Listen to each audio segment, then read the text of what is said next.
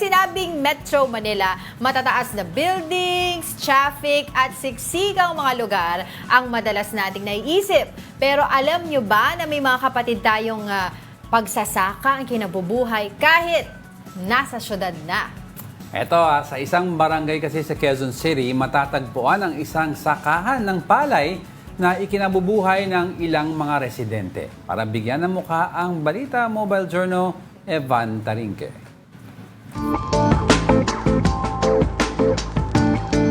Karaniwang sa probinsya tayo nakakakita ng mga sakahan. Pero alam nyo rin bang meron yan sa syudad? At buhay na buhay ang pagsasaka dito sa Quezon City.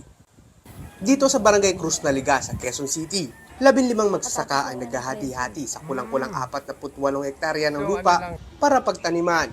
Ang kadalasang tinatanim ay dahon ng gabi at mga palay na kanila ring ibinibenta sa palengke. Ang isang tali ng gabi rito, mabibili mo sa halagang 15 pesos. Ang isang kabang palay naman, nasa 2,500 pesos.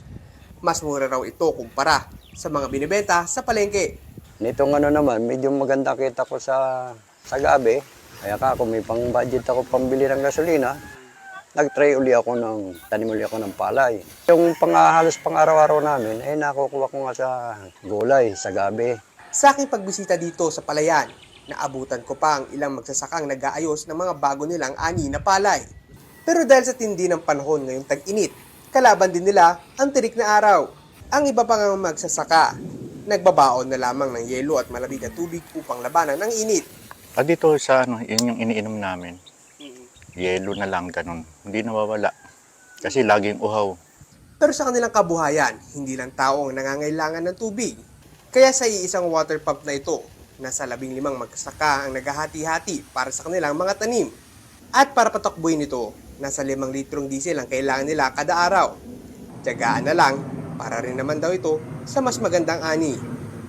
Mas maganda yung ganitong tag-init, kailang magastos sa patubig. Ang bawat inihahain sa ating hapag ay bunga ng dugot pawis ng mga magsasaka. Isang paalala ito na huwag po tayo magsayang ng pagkain. Mobile Journal, Ivan Tarinque po, hatid ang muka ng balita. Ito interesting lagi natin nadadaanan yung Cruz Naliga na hindi ko alam may ganyan pala dyan. Parang Puntahan natin. Gusto ko Check natin. puntahan, gusto ko makita.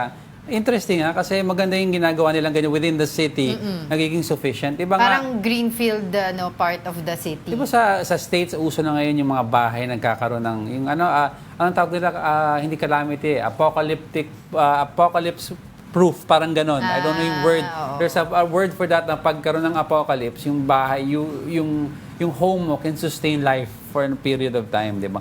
May potatoes, may rice, di May ba? mga pananim. Di ba nga during the pandemic, nauso nga kahit na sa kondo ka nakatira, meron ka mga, Ang tawag doon? Natatanim ko yung Oo, nakalimutan ko vertical yung planting, oo, may horizontal, tawag. something like Oo, that. diba? Horizontal planting, something like that. Tapos nauso din yung mga hydroponics, yung mga walang lupain, di ba? By water yung pagtatanim nila. But maganda yun talaga. Tsaka, Mahanap ko nga yun. Oo, tsaka importante din yung mga ibang Cruz Naligas. Oo. Alam ko yan, nadadaanan natin yun. Tsaka yung ibang mga environmentalists that are pushing na every year isang estudyante. I think sa ibang mga school, part na ng curriculum nila, yung magtatanim ka ng puno. Matagal na yun. Oo. Bata pa ako, ginagawa na namin Yeah, school pero yan. it's not really pushed I think this past few years lang talaga nagkakaroon ng bigger campaigns for that. Dahil nga, nakita naman natin yung importance sa mga puno, lalo na ngayong tag-init, di ba? Ay, nako.